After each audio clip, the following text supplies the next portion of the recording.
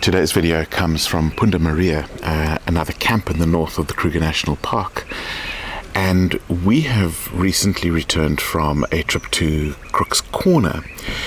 But there's been something we've been talking about. We found the Tulamela archaeological site, and we found records from various studies that have been done of their leadership hierarchy. We're going to talk a little bit about that in this video.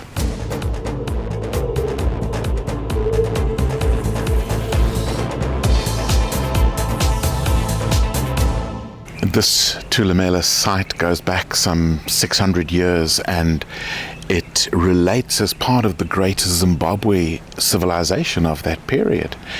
And their king was called Kosi. What was fascinating, though, is his leadership team. He had a leadership team.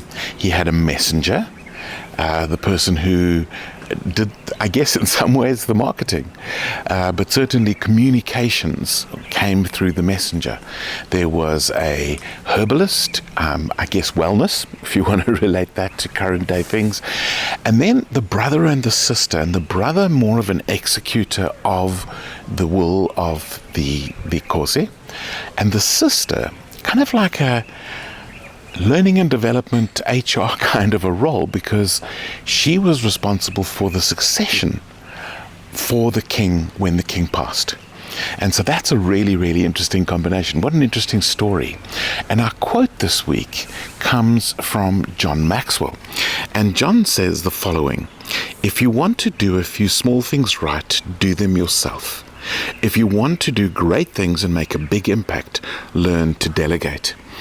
And this is the whole thing of moving a team from a norming stage to a performing stage is about shared leadership. And here we see an example of building a legacy where we still see things hundreds of years later from a strong leadership team. And unfortunately, very few teams reach that stage. So, if you want to build something that lasts, build a team and share the leadership.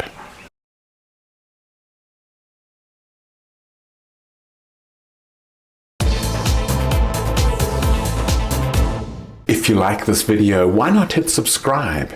That way you can regularly get conscious leadership updates in your YouTube feed.